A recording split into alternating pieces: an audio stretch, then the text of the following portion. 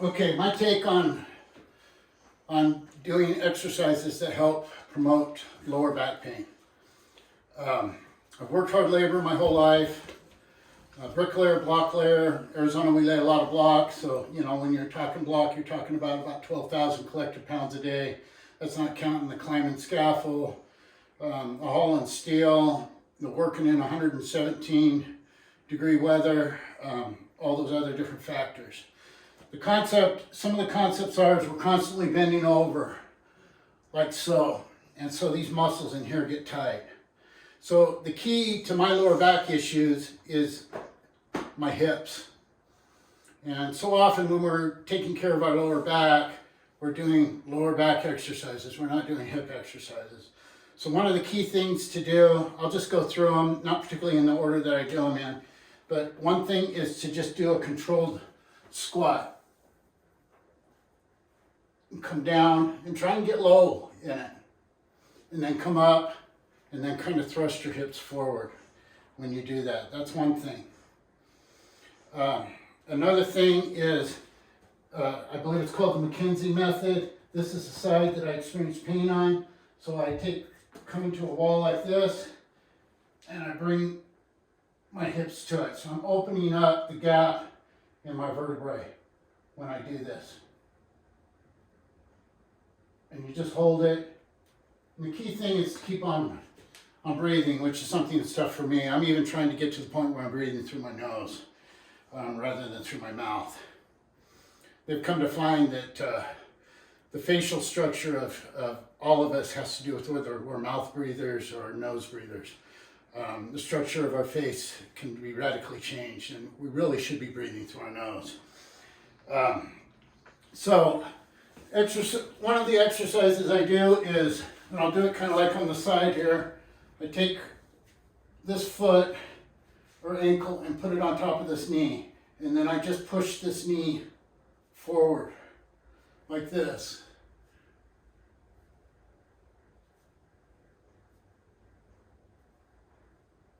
And then of course I just do it on the opposite side.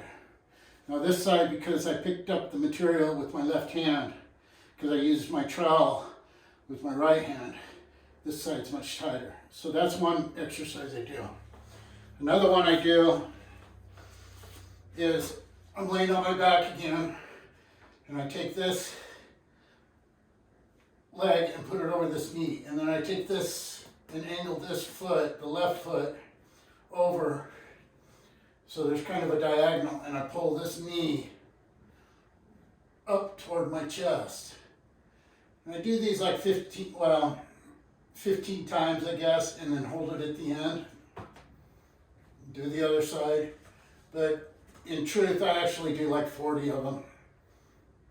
And each time you're just bringing it up in a diagonal toward this side. So it's this knee on this side coming over here. Okay, that's another one. So this one's kind of tough. It really is painful for me to do. Put this foot back up on this knee. So I'll get on my side and do this. I put it up on this knee. Then I take my hands and reach through, and I pull this knee as far as I can. And I try and hold it for like 30 seconds. And of course, I do that on each side, and this side is much tougher than the other side. When I first started doing this, it was really, really difficult. I could barely get my hands through. So that's another one. Then another one is there's a muscle inside your stomach behind in here that's hard to get to. I believe it's called your psoas. And I use this, which you can buy these on Amazon. They're made out of plastic. I made my own, just kind of laminate of plywood. I was able to take the drawing from Amazon and figure out the scale because they had dimensions on it. And by having dimensions on it, I was able to scale it out and make my own. So you basically lay on top of this doggone thing. Just that simple. and you're trying to do it right in here, and you're looking, I personally look for the tender spot, and I just essentially lay on this thing.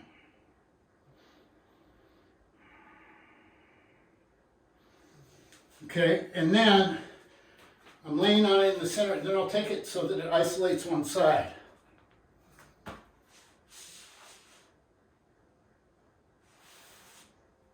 And I'll lay on that for like 30 minutes, not 30 minutes, 30 seconds, a minute, 2 minutes.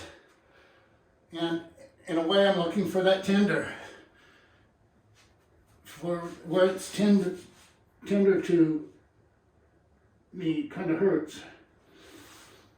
So our muscles, just like meat, when you go to the grocery store and you look at the meat and you see that white marbling in the meat, that's sinew. Well, we have that sinew in our muscles. And that sinew is like a web. And when we do similar movements all the time, that web kind of forms in a certain way. We need to break that web up so that we can, so that our body can loosen up a little bit.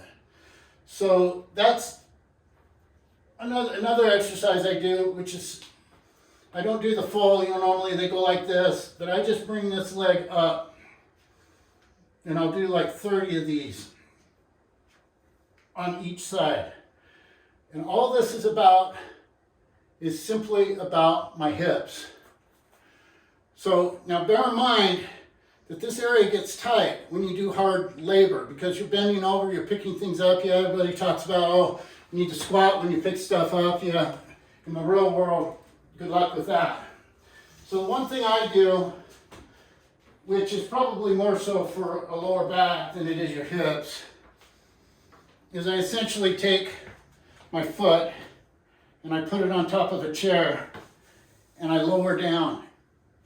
And in this lowering down position, I'm trying to get as vertical as I can this way so that I'm stretching this. So that's just an example of how I do it, but this is actually how I do it. I use this bench and I have this chair to brace myself. And I put my foot on top of this and I come down. And remember, when you're doing these, you don't want to do it to where it hurts. And bear in mind, I'm just a regular old guy that I've come up with all this by watching YouTube videos. And I've done multiple different things to try and solve the problems with my lower back. And this seems to be what works. And I will tell you another thing is that if you notice I'm all sweaty, it's because I just finished doing my 60 minutes of the elliptical. So I do 4 minutes on the elliptical, drop down, do 10 push-ups. 4 minutes on the elliptical, drop down, do 10 push-ups. And I do that. It takes about 70 minutes to do it. But you don't need to do that to do these exercises, but you should get warmed up first. So another exercise that I kind of added to the mix. Now all this stuff's about posture. It's about structure. If the structure's bad, if it's leaning one way, everything's going to give. My left side's really weak because that's where I picked up the block.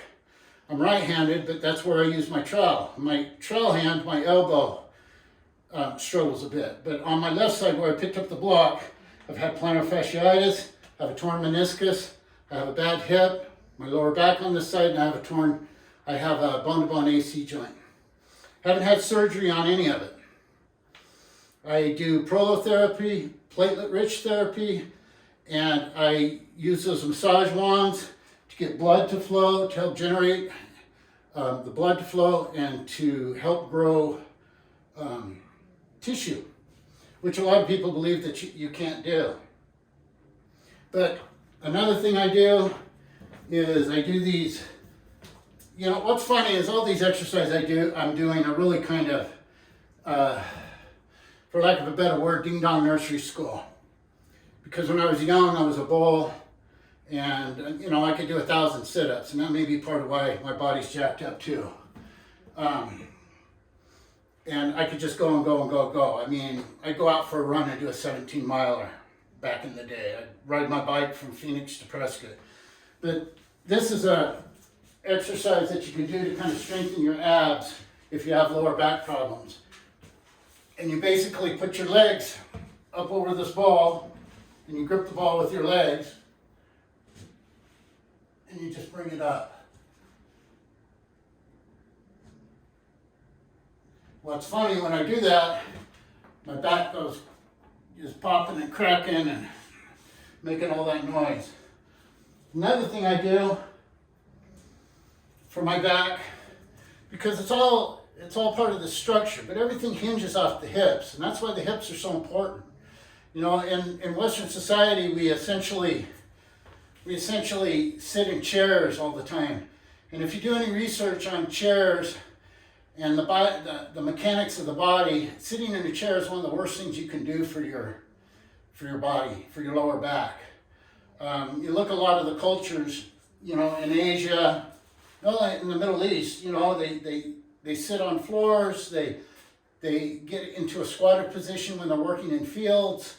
You even see them when they're relaxing in a squatted position. Heaven forbid, you know, in Western society, we can even do that because it's painful.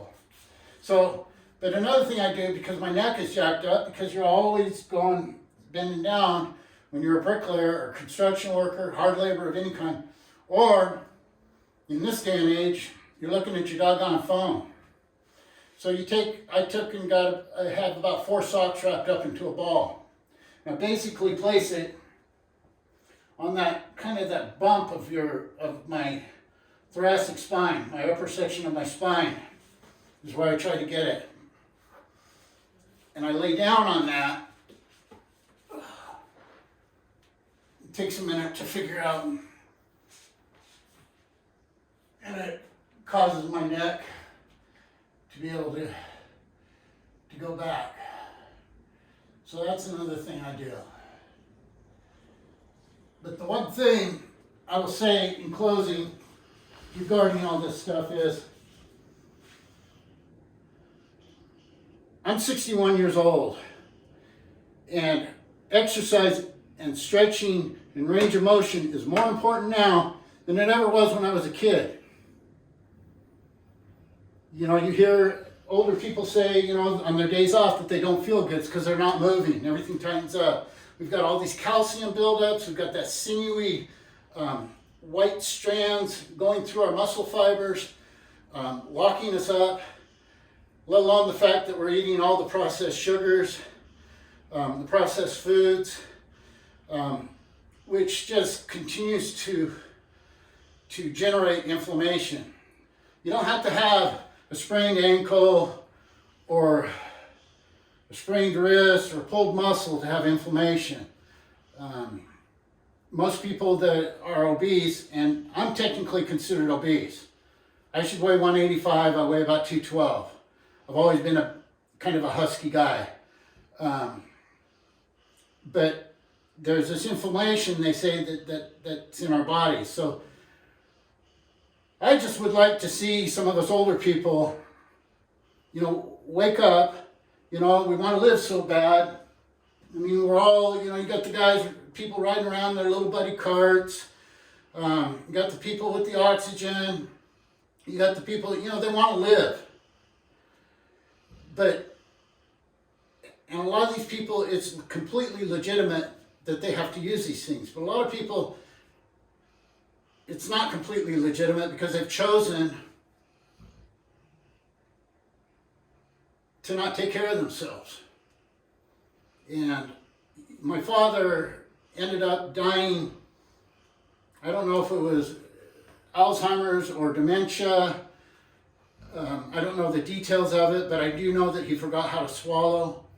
And he ended up losing all kinds of weight, and he ended up dying. And what's interesting is 2 years before he died, the doctor told him, you know, you need to quit running because it's going to kill you. My father, at age, well, I can't remember what age it was, but he carried the Olympic torch in 2002 Olympics of the Salt Lake Winter Games. He would carry the torch for one of the legs.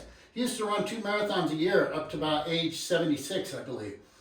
He quit running, his dementia and Alzheimer's became, more and more aggressive. He was dead within 2 years. He didn't know who I was. So, and we're seeing this in more and more people. More and more people are getting diabetes. And we've got to change our lives. I mean, if you want to live, but live a good life. Don't live because you're popping pills and you're replacing everything in your body. Use what you got. So, that's my 2 cents. Take care.